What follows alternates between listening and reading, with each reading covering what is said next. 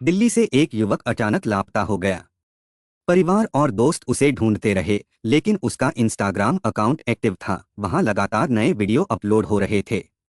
देखने वाले यही समझते रहे कि वह सही सलामत है, मगर हकीकत कुछ और ही थी। युवक को अगवा कर गंग नहर के पास ले जाया गया, जहां बेरहमी से गोली मारकर उसकी हत्या कर दी गई और शव को नहर में फेंक दिया गया। लेकिन आरोपियों की चालाकी यहीं खत्म नहीं हुई। उन्होंने उसके सोशल मीडिया अकाउंट को जिंदा रखने की कोशिश की, ताकि कोई सच तक ना पहुंच सके। तो आखिर कौन थे ये आरोपी? क्या था इस खौफनाक साजिश का मकसद? और इस केस का खुलासा कैसे हुआ? चलिए जानते हैं सब कुछ विस्तार से इस वीडियो में। नमस्कार मेरे प्यारे भाइयों और बहनों, मैं विवेक कुमार। क्राइम की कहानी के नए एपिसोड में आप सभी लोगों का हार्दिक स्वागत है। कहानी में आगे बढ़ने से पहले कृपया क्राइम की कहानी चैनल को सब्सक्राइब कर बेल आइकन जरूर दबा लें, ताकि मेरे हर वीडियो का नोटिफिकेशन आपको मिलता रहे। तो चलिए आज की कहानी शुरू करते हैं। मोबाइल की घंटी लगातार बज रही थी, मगर नीरज सहरावत नहाने में इतना मग्न था कि उसे सुन ही नहीं पाया। पानी की धाराएं जैसे ही उसके बदन से फिसलती रहीं, वैसे ही मोबाइल की गूंज भी बाथरूम की दीवारों से टकराकर गुम हो गई। काफी देर बाद जब वह तौलिया लपेटे बाथरूम से निकला, तो आईने के सामने खड़ा होकर अपने भीगे बालों को झटका। तभी उसकी नज़र टेबल पर पड़े मोबाइल पर गई। स्क्रीन पर 4 मिस्ड कॉल्स चमक रही थीं। उसने जल्दी से मोबाइल उठाया और स्क्रीन पर निगाह दौड़ाई। 4 मिस्ड कॉल। उसकी उंगलियां खुद ब खुद स्क्रीन पर स्क्रॉल करने लगीं। ये कॉल सीमा उर्फ रिंकू की थीं। अरे बाप रे! नीरज अपनी जगह उछल पड़ा। मैडम ने 4 बार कॉल की है और मैंने रिसीव भी नहीं किया। आज तो गुस्से से लाल हो जाएगी। उसका दिल तेजी से धड़कने लगा। जल्दी से उसने सीमा का नंबर डायल किया। 1-2 बार घंटी बजी और फिर दूसरी तरफ से जैसे कोई मोबाइल हाथ में लिए ही बैठा था। सीमा का तमतमाया स्वर उभरा, कहाँ थे जनाब? नीरज ने फौरन एक मासूमियत भरा बहाना गढ़ा, मैं किचन में खिचड़ी पका रहा था। खिचड़ी? सीमा का स्वर और तीखा हो गया। हाँ हाँ, खिचड़ी जल ना जाए इसलिए करछी घुमा रहा था। मोबाइल कमरे में था तो घंटी सुन ही नहीं पाया। सीमा ने एक तीखी सांस ली और झट से जवाब दिया, मक्कार, तुम्हें खिचड़ी का ही बहाना मिला। मुझे अच्छे से पता है तुम्हें गैस तक जलानी नहीं आती है, तभी तो कहता हूँ जानू, तुम हमेशा के लिए मेरे घर आ जाओ। मेरी गैस जलाने वाला यहाँ कोई नहीं है। नीरज की आवाज में इतनी कातरता थी कि दूसरी तरफ सीमा खिलखिलाकर हंस पड़ी। बस कुछ दिन और होटल का खाना झेल लो, फिर मैं परमानेंट तुम्हारी जिंदगी में आ जाऊंगी। उस दिन मैं घी के दिए जलाऊंगा। सीमा नीरज खुशी से चहका। लेकिन बताओ, फोन किस लिए किया था? सीमा की आवाज में हल्की गर्माहट घुल गई। आज दिल तुम्हारी बाहों में मचलने के लिए तड़प रहा है। नीरज के चेहरे पर हल्की शरारती मुस्कान आ गई, मगर अगले ही पल वह गंभीर हो गया। लेकिन तुम्हारे घर में तुम्हारा पति दीपक होगा? नहीं, वो आज ओवर टाइम कर रहा है, सीमा ने जल्दी से जवाब दिया। नीरज सोच में पड़ गया। फिर भी तुम्हारे घर में मिलना मुश्किल है। तुम्हारा देवर रवि तो जोंक की तरह हर वक्त पलंग से चिपका रहता है। सीमा ने ठंडी सांस भरी। हाँ, रवि अभी भी अपने कमरे में पलंग पर पड़ा मोबाइल घूर रहा है। घर में मिलना किसी भी तरह संभव नहीं है। कोई और ठिकाना ढूंढो। नीरज सहरावत कुछ देर के लिए मौन हो गया। उसकी आंखें जैसे कहीं दूर खो सी गई थीं, जैसे वह अपने ख्यालों में खोकर सीमा उर्फ रिंकू के लिए एक बेहतरीन ठिकाना ढूंढ रहा हो। उसकी मुंह से एक हल्की सी खामोशी फूट पड़ी और वह सोचने लगा, कहाँ ले जाऊं उसे? कहीं ऐसा तो नहीं कि वह मेरी सोची हुई जगह को बोरिंग समझे। तभी जैसे किसी पुरानी याद ने उसे झकझोर दिया। उसकी आंखों में एक चमक आ गई। उसे नीरज दहिया का ख्याल आया, जो उसी कॉलोनी शिव एनक्लेव में अकेला रहता था, जहां सीमा उर्फ रिंकू भी रहती थी। नीरज सहरावत के दिमाग में एक विचारों का तूफान उमड़ पड़ा और वह समझ गया कि यही वह व्यक्ति है जिसे वह इस मामले में सलाह दे सकता है। वह नीरज दहिया वही तो है जो हर जगह से जुड़े रहने के साथ साथ सबसे बेहतरीन जगहों के बारे में जानता है। वह खुद से बुदबुदाया। अब उसके मन में न केवल एक रास्ता दिखने लगा था, बल्कि यह भी तय हो गया था कि इस नए मिशन में उसे नीरज दहिया का ही सहारा चाहिए। सीमा, तुम्हें मैं 10 मिनट बाद फोन करता हूँ, नीरज सहरावत ने कहा, फिर फोन डिस्कनेक्ट कर दिया। तुरंत ही उसने नीरज दहिया को कॉल किया और अपनी योजना बताते हुए 2-3 घंटे के लिए रूम देने का अनुरोध किया। नीरज दहिया ने बिना कोई झिझक किए जवाब दिया, आ जाओ, मैं 2-3 घंटे के लिए बाहर चला जाऊंगा। नीरज सहरावत की आवाज में खुशी छलक पड़ी। धन्यवाद दोस्त। फिर उसने जल्दी से कहा, मैं सीमा को लेकर 1 घंटे में तुम्हारे घर पहुंच रहा हूं। फोन डिस्कनेक्ट करते हुए नीरज सहरावत ने सीमा को सूचित किया और उसे पार्क के पास मिलने के लिए कहा। कुछ ही मिनटों में नीरज ने अपना घर लॉक किया और बाइक पर सवार हो गया। उसकी गति तेज थी क्योंकि वह जानता था कि अब उसे जल्द से जल्द ढिचाऊ पहुंचना था। 15-20 मिनट में ही वह सीमा के पास पहुंचने वाला था। उसकी उत्सुकता बढ़ गई थी और एक नई उम्मीद के साथ वह अपनी मंजिल की ओर बढ़ रहा था। नजफगढ़ के ढिचाऊ रोड पर पहुंचकर नीरज सहरावत ने शिव एन्क्लेव की ओर रुख किया। पार्क के गेट से हटकर खड़ी सीमा उर्फ रिंकू उसे नजर आ गई। बाइक धीमी करते हुए नीरज उसके पास पहुंचा और बाइक रोकते हुए मुस्कराया। उसकी आंखों में हल्की चंचलता थी। मुझे ज्यादा देर तो नहीं हुई?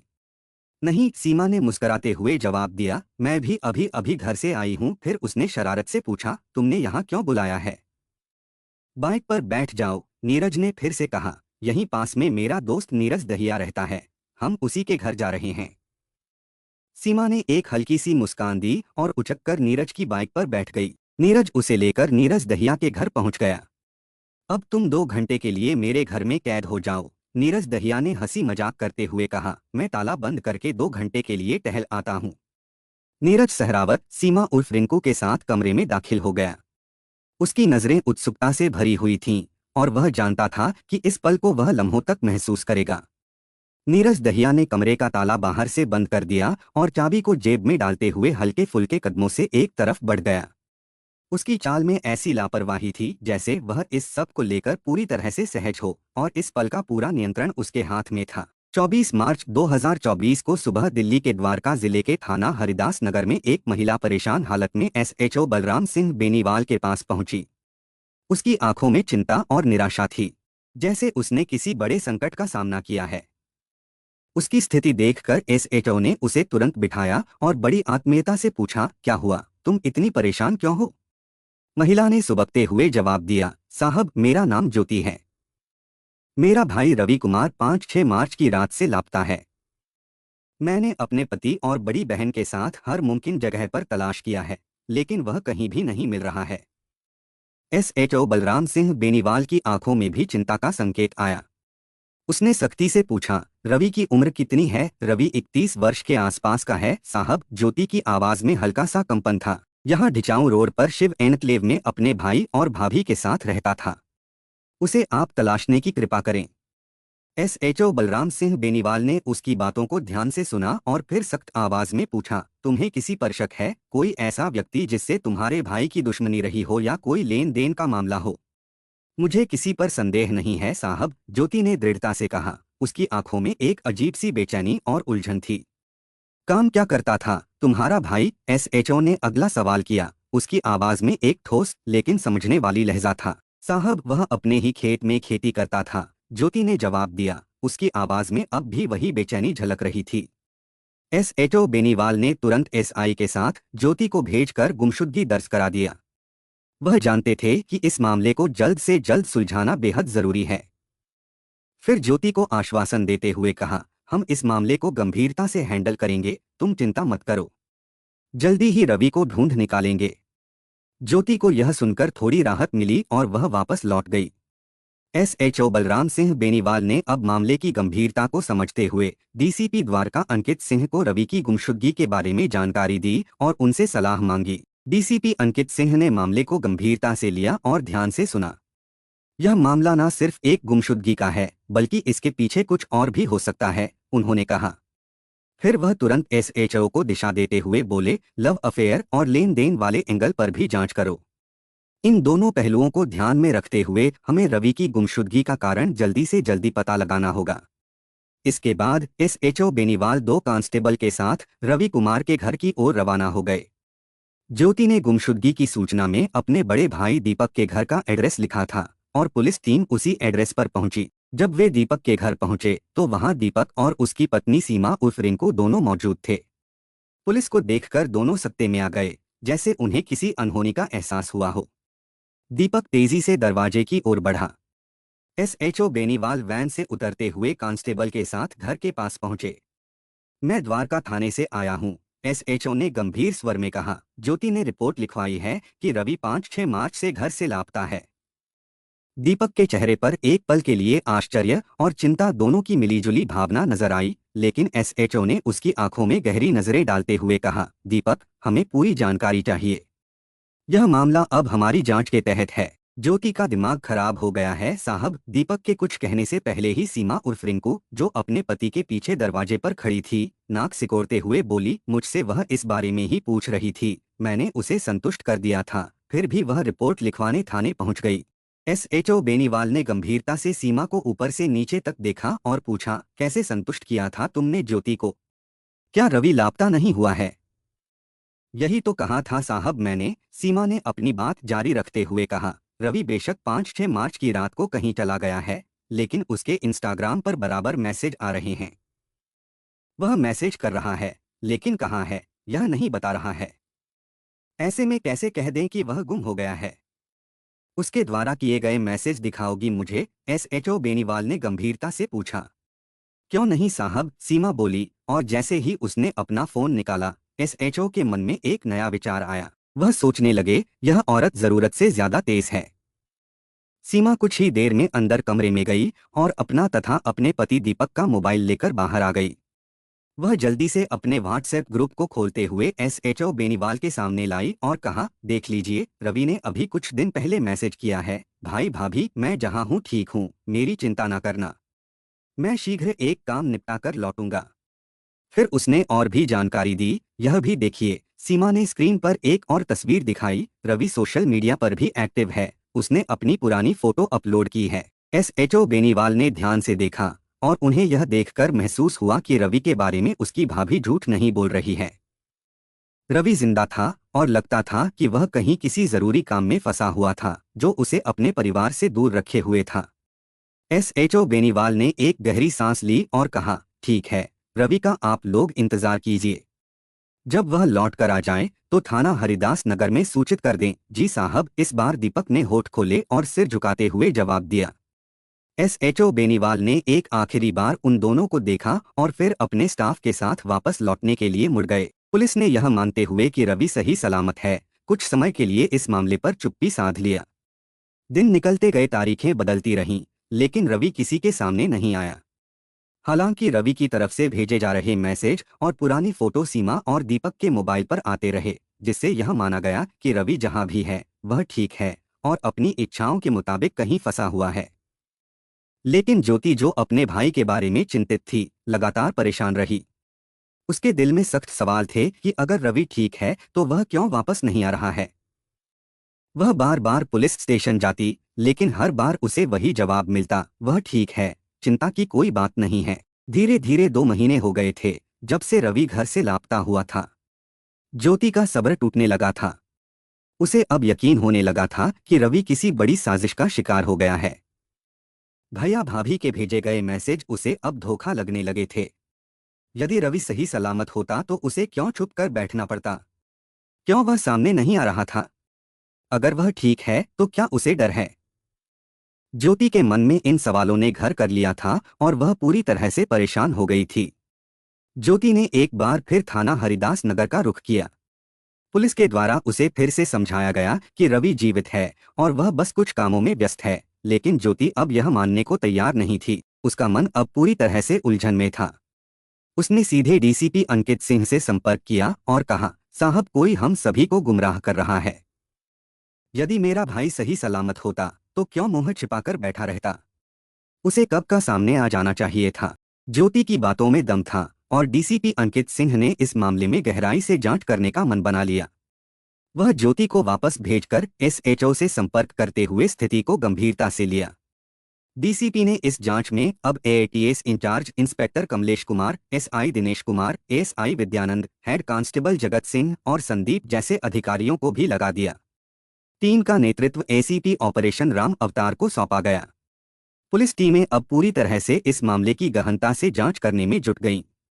सर्विलांस टीम की मदद ली गई और उनकी तकनीकी मदद से कई नई जानकारी सामने आई। सर्विलांस के जरिए यह पता चला कि रवि का मोबाइल नंबर 8 मार्च 2024 तक उसके घर के आसपास ही मौजूद था, लेकिन इसके बाद 19 मार्च को इस नंबर की लोकेशन जनकपुरी, दिल्ली में पाई गई।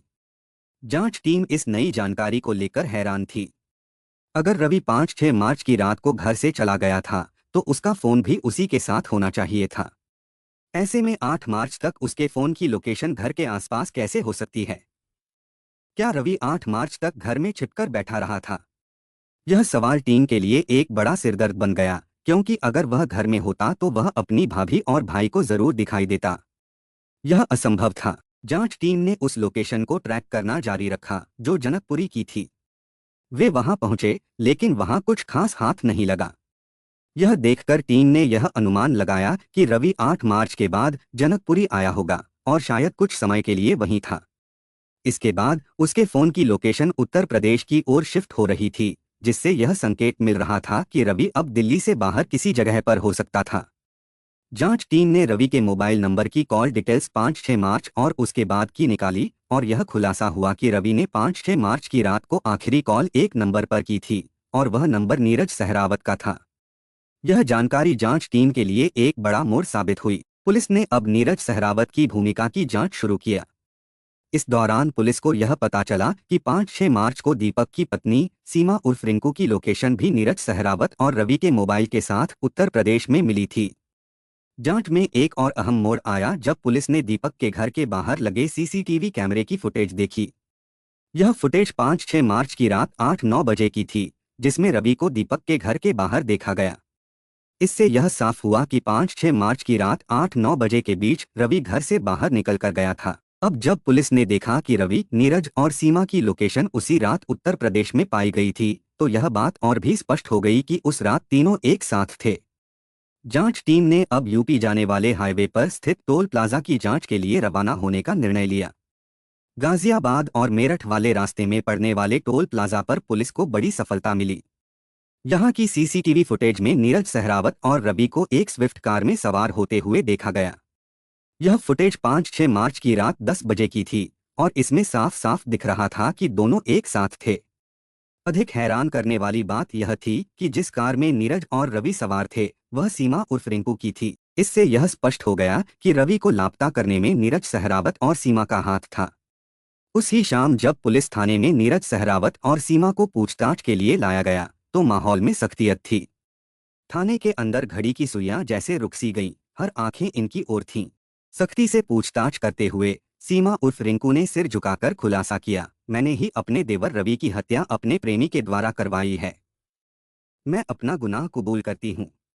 लेकिन इससे भी ज्यादा चौंकाने वाली बात तब सामने आई जब नीरज सहरावत ने अपने गुनाह का खुलासा किया और कहा, हाँ मैंने सीमा के कहने पर रवि की हत्या की थी। इंस्पेक्टर ने कड़ी नजरों से सीमा की तरफ देखा और पूछा, तुमने रवि को क्यों मरवाया? सीमा ने गहरी सांस ली और फिर जवाब दिया, सर मैं नीरज सहरावत से प्यार करती हूँ। मैं अपने पति दीपक को छोड़कर नीरज के साथ रहना चाहती थी, लेकिन रवि हमारे रिश्ते के बीच आ रहा था। वह हमें हमेशा चिढ़ाता था जब भी हम साथ में हंसते बोलते थे। उसकी आवाज में दर्द था, लेकिन उसकी बातों में साफ साफ दिख रहा था कि उसने अपनी राह की सारी बाधाएं हटाने के लिए यह कदम उठाया था। वह जारी रखते हुए बोली, इसके अलावा कुछ दिन पहले ही रवि ने पैतृक संपत्ति बेचकर 18 लाख रुपए हासिल किए थे। मैंने उससे कुछ रुपए उधार लिए थे, लेकिन वह लगातार मुझसे पैसे वापस करने की जिद कर रहा था। एक पल के लिए वह चुप हुई, फिर नीरज की ओर देखती हुई कहा, मैं वह पैसे वापस नहीं करना चाहती थी। इसलिए मैंने नीरज से कहा और उसने अपने एक दोस्त के साथ मिलकर पूरी योजना बनाई। यह सब हमारी राह में एक बड़ा कांटा था जिसे हमें हटाना ही था। सीमा ने सिर झुकाया और फिर धीरे धीरे बोली, वह हरिद्वार नहाने के बहाने रवि को साथ लेकर मेरी स्विफ्ट कार से हरिद्वार रोड पर निकले थे। रास्ते में नीरज ने उसे गोली मारकर हत्या कर दिया। एसएचओ बेनीवाल ने कड़ी आवाज में पूछा, रवि की लाश कहाँ है? सीमा की आंखों में कुछ असमंजस था, लेकिन नीरज ने ही तुरंत जवाब दिया, वह मैंने गंग नहर में फेंक दी थी। अब तक वह वहां मिट्टी बन गई होगी। इंस्पेक्टर कमलेश कुमार ने अपनी टीम को आदेश दिया और वैन में सवार होकर गंग नहर की दिशा में रवाना हो गए। नीरज उन्हें लेकर मोदी नगर के गंग नहर तक गया, वही जगह जहां उसने और सीमा ने रवि की लाश फेंकी थी। पुलिस टीम ने उस स्थान का बारीकी से मुआयना किया, लेकिन तेज पानी के बहाव के कारण लाश आगे बहकर कहीं दूर जा चुकी थी। इंस्पेक्टर कुमार ने मामले को और गंभीरता से लिया और आसपास के थानों से संपर्क किया। कुछ ही समय बाद सरधना पुलिस ने सूचना दी कि 2 महीने पहले एक लाश उनके इलाके में मिली थी। इस लाश की पहचान अब तक नहीं हो पाई थी।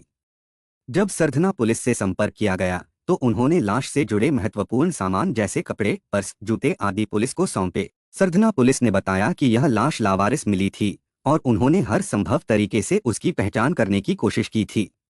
लेकिन जब पहचान नहीं हो पाई तो लाश का पोस्टमार्टम करवाया गया और फिर पुलिस ने उसका अंतिम संस्कार कर दिया था। आवश्यक लिखा पढ़ी पूरी करने के बाद पुलिस टीम वापस दिल्ली लौट आई। अब जांच में एक नया मोड़ सामने आया। हत्या में प्रयुक्त पिस्टल एक अत्याधुनिक सोफिस्टिकेटेड पिस्टल थी जिसे नीरज सहरावत को अभिनव मलिक ने उपलब्ध करवाया था। यह जानकारी पुलिस के लिए एक महत्वपूर्ण सुराग बन गई। नीरज दहिया शिव एनक्लेव में रहता था और नीरज सहरावत से उसकी गहरी दोस्ती थी। रवि की हत्या में अभिनव मलिक का भी हाथ था। पुलिस ने खुलासा किया कि अभिनव मलिक ने ही नीरज सहरावत को पिस्टल दिलवाने में मदद की थी। अभिनव मलिक उत्तर प्रदेश के गाजियाबाद जिले के यूसुफपुर ईसापुर गांव का निवासी था। पुलिस ने अभिनव और नीरज दहिया को गिरफ्तार कर लिया और इनकी निशानदेही पर एक पिस्टल, एक जिंदा कारतूस और 3 मोबाइल फोन बरामद किए। यह सभी सबूत हत्या की साजिश और उसके अंजाम तक पहुंचने की पूरी कहानी का हिस्सा थे। पूरी पूछताछ के बाद पुलिस ने सभी आरोपियों को कोर्ट में पेश किया, जहां से उन्हें जेल भेज दिया गया। ये अपराधी इतने शातिर थे कि रवि की हत्या हो जाने के बाद भी उन्होंने उसी के मोबाइल से सीमा और दीपक को व्हाट्सएप पर मैसेज और फोटो भेजे ताकि यह दिखाया जा सके कि रवि अभी भी जीवित है और उनसे जुड़ा हुआ है। उनकी यह कोशिश थी कि हत्यारे के बारे में कोई शक न पैदा हो और पुलिस को भ्रमित किया जा सके, लेकिन पुलिस की सूझबूझ और मुस्तैदी के सामने इनकी सारी चालें बेकार हो गईं। पुलिस ने तकनीकी विशेषज्ञों की मदद से रवि के मोबाइल के आंकड़े और संदेशों का विश्लेषण किया और जल्दी ही यह साबित हो गया कि यह सब धोखा था। सबूतों के आधार पर पुलिस ने इन अपराधियों को गिरफ्तार कर लिया और उनकी पूरी साजिश का पर्दाफाश कर दिया। आज की कहानी बस यही तक। अब बारी कमेंट पढ़ने की है। ममता सिंह मैम ने कमेंट किया है, my first like and first comment, good afternoon sir. Ma'am good afternoon, आपके सपोर्ट और प्यार के लिए दिल से धन्यवाद।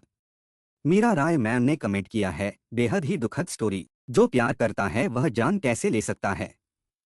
मैम आपके सपोर्ट और प्यार के लिए दिल से धन्यवाद। सिमरन कौर मैम ने कमेंट किया है, मैम आपके सपोर्ट और प्यार के लिए दिल से धन्यवाद। श्रेया वसानी जी ने कमेंट किया है, good afternoon sir. Good afternoon Shreya ji, आपके सपोर्ट और प्यार के लिए दिल से धन्यवाद। संजना मुखर्जी मैम ने कमेंट किया है, लोगों का सोच कितना घटिया बनता जा रहा था। मैम आपके सपोर्ट और प्यार के लिए दिल से धन्यवाद। विवेक जी ने कमेंट किया है, भाई कभी कभी इंसान अपनी मौत को खुद बुलावा दे देता है, जैसे कि इस घटना में आराधना ने की थी। किसी को दिल में जगह देकर उसे किसी और के लिए नजरअंदाज कर देना एकदम से ये बहुत ही घातक होता है। सर आपके सपोर्ट और प्यार के लिए दिल से धन्यवाद। रीता छेत्री मैम ने कमेंट किया है, मैम आपके सपोर्ट और प्यार के लिए दिल से धन्यवाद। माला कुमारी राय जी ने कमेंट किया है, बहुत ही दुखद, एक शराबी कब क्या कर दे कुछ कहा नहीं जा सकता। मैम आपके सपोर्ट और प्यार के लिए दिल से धन्यवाद। रोशन दलवाई सर ने कमेंट किया है, सर आपके सपोर्ट और प्यार के लिए दिल से धन्यवाद।